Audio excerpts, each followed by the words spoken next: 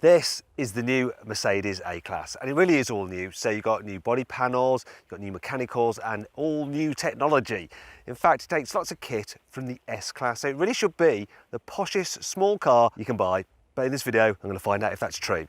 Now, if you're wondering why the heck I'm carrying the camera myself, it's because there wasn't a space on this launch for my cameraman. So apologies for whatever this turns out like. Mercedes should also apologise for the old A-Class because, to be honest, it wasn't that good. However, it still sold strongly because, well, it was the cheapest way to get into a new Mercedes. Now, image really matters, and this car has one thing going for it from the get-go, that three-pointed star. That lures in lots of buyers, but the rest of the design is really smart, so it builds on the old car and just improves it. You've got the pin effect grille there at the front. This particular car is the AMG line, so you get some more aggressive front bumper treatment there, as you can see, like with these vents down the side. And being the Edition 1, this has some extra, whoa, look, yellow striping on it.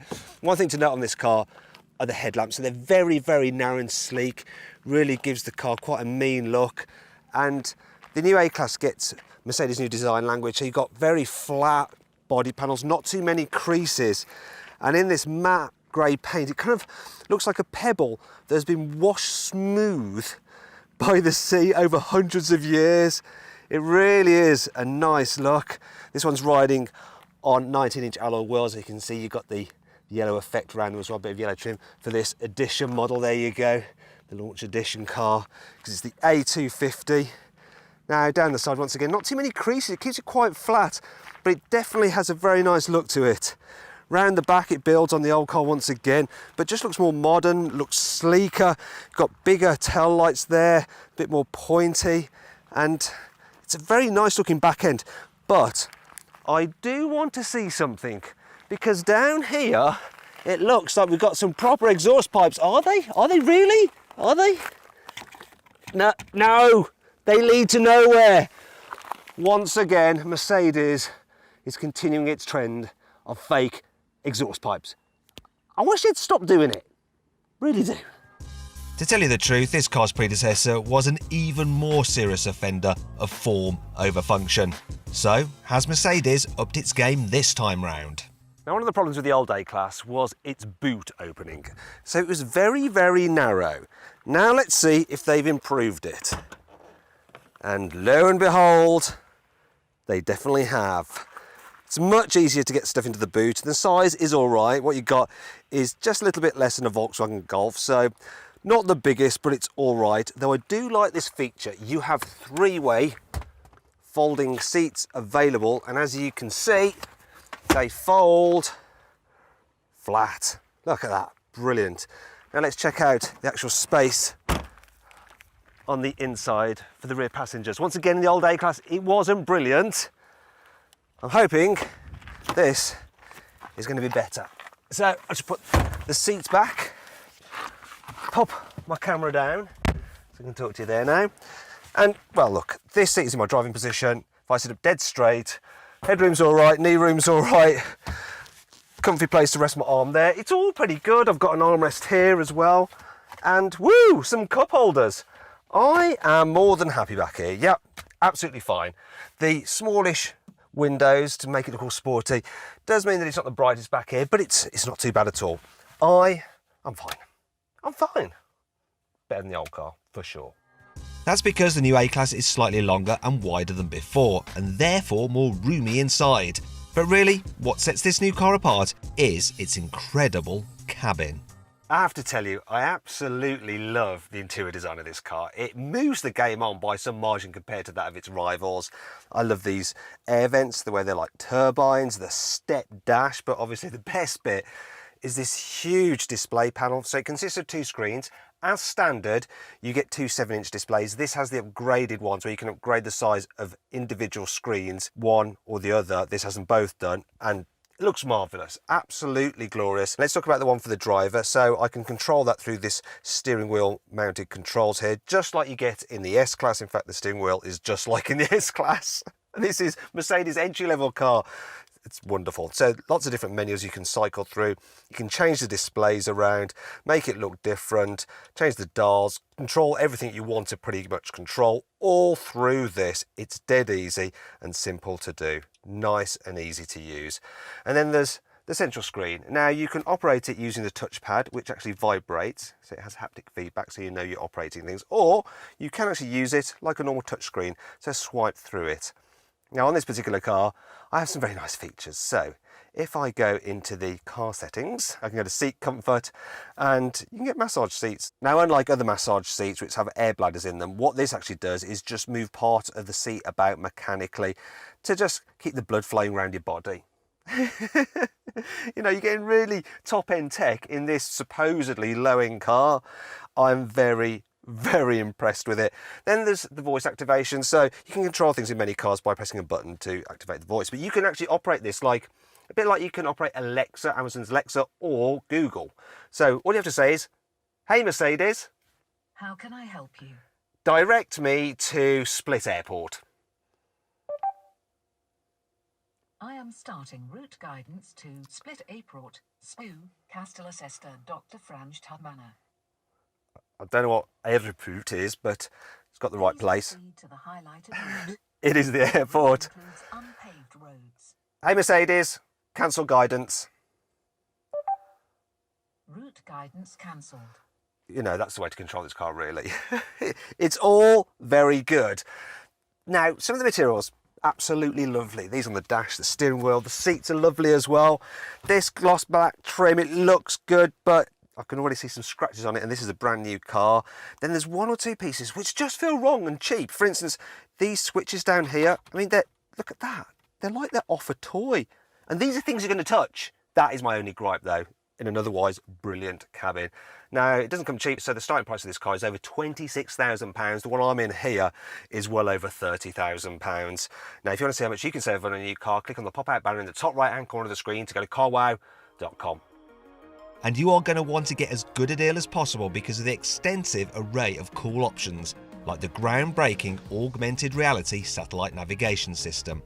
This uses a camera to display the road ahead and then overlays direction graphics on top of the image, so you know exactly where to go and never make a wrong turn, nor get confused which exit to take at a roundabout. It's absolutely brilliant. Then at night you can amuse yourself with the 64 different ambient lighting options and turn your A-Class into a Cirque du Soleil. And let's not forget about the class-leading driver assistance systems, which are better than you get in an Audi A3 or BMW 1 Series. Now, the great thing about this A-Class is that you get all the autonomous driving tech that you get with the S-Class. So I've got automatic cruise control, keep me a safe distance from the car in front. It's also going to auto steer to keep me in lane, and it's got lane change assist. So if I put the indicator on, the sensors are now checking that it's safe for me to move into that lane, and look, it moves me across into the lane. I don't have to do anything. Look at that. And if I want, it will move me back again. Once again, the sensors are checking it's all safe to do so, and it's moving me back. Which makes it easier driving longer distances. It also means that you're less likely to actually manoeuvre into a space where someone is already there. This small car has such big car tech, really impressive. Now, I do wonder how long I could just drive along without actually putting my hands on the wheel, so let's see. Not supposed to do this really. It's bad practice, but I'm always interested to see. No, there we go. Look, it's starting to flash up a warning. It probably won't do lane change assist now if I ask for it, because I haven't touched the wheel for a long enough time, so it thinks, I'm not sure you're there, mate. I'm going to start freaking out. There's the first audible warning. What's it going to do next? Going to do that again. Still keeping me in lane though. Nice and central in lane, actually. That's not enough to put me off. Might climb into the back, have a nap. It's going to do an emergency stop. So it's slowing the car down. It thinks I've lost the plot, and that's it, it's slowing it down now. It put on the hazard lights. So it just slows it in lane, puts on the hazard lights. I think I'll take over now because I don't want to annoy other traffic. Got to be responsible after all. Sensible motoring journalist. You just got to test these systems out though, haven't you? You know, and that's the only way to do it. And seeing as I'm a sensible motoring journalist, I should assess how the A-Class actually drives. After all, the old one was a bit of a disappointment in this department. So, how about the new car? Well, I'm pleased to report that it's much, much better. So I'm driving in Croatia. Some of the roads here are pretty bad, and the car's doing an admirable job of, you know, smoothing out some of the bumps. Now, I should point out that this being the A250, it has a more sophisticated rear independent suspension system than the lesser cars that have a torsion beam. And that's a bit like this car's rear suspension is champagne, whereas the lesser models is more like Prosecco. Also, you can get all models with adaptive suspension, so you can press a button and put them in comfort mode. Got this car in the comfort mode, and like I say, it rounds off the edge of the bumps. It's more than adequate. If I'm being critical, bigger bumps do send a bit of a jolt, and you do get a bit of noise coming through the cabin when you hit something like a pothole like that, a manhole cover. It doesn't seem to pummel the bumps in the road into submission like bigger Mercedes do, but it's still pretty good. Like I said, better over bumps than the old car. Okay then, what happens when you reach a twisty road? Well, I'm going to put the car into sports mode now, so it's going to add weight to the steering, sharpen the throttle response, and stiffen up that suspension. Does it become a fun car? It seems to grip the road well enough, and the steering puts it where you want it to be. It definitely holds onto the road and goes pretty good. Maybe, it doesn't feel like it fits you like a glove, you know. Something like a Volkswagen Golf, you just seem more in tune with the car. This is almost like going running in someone else's running shoes. You know, you can go quickly, but you don't want to push it to the max because you can't fully tell what's going on beneath you. As a result, the A250 is just not as much fun to drive as a Golf GTI, even though it's essentially supposed to be a hot hatch. This particular car has a 2-litre turbocharged petrol engine with 224 horsepower, and it should be good for 0 to 60 in just 6 seconds. So let's just see how good that is. Stop it. Let's go.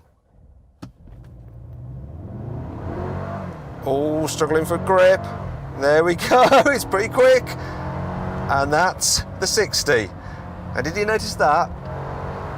The noise. Doesn't sound great, this engine. Let's see just how fast the car got from 0 to 60 then. Well, 0 to 100 kilometres.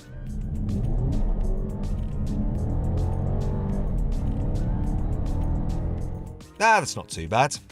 Other engine choices include a nippy 1.4 litre turbo petrol and an economical 1.5 litre diesel. From launch, all A-classes get a decent 7-speed automatic, but manuals will be available at a later date. And while most versions are front-wheel drive, you can get the A-Class with all-wheel drive too. Plus, there's 2 lesser equipment levels than this range-topping AMG line car. Regardless of your choice though, the new A-Class is fairly peaceful to travel in. That is until the ambience is rudely interrupted by the car's own technology. What would you like to do? I'd like you to just shut up. Just shut up. What do you want to do? I want you to shut up. Good.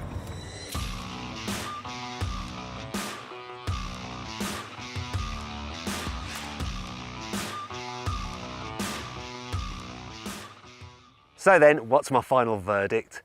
Well, for me, this new Mercedes A-Class feels like a genuine Mercedes rather than just a very average car with a 3-pointed star just plonked on the front of it. The thing that stands out is the technology and that interior. You know, anyone who sits inside this car is going to love it, unless, of course, they're a technophobe, and then they might be a little bit overwhelmed. Hey guys, how would you like an Amazon gift card worth £50? Yeah, like that. Well, if you know of anyone who's looking to buy a new car, click on the Refer a Friend box just over there, or on the link below the video, to refer them to carwow.com. Now, if they buy a car through us, they can save over £3,500 and you'll get the gift card. It's easy.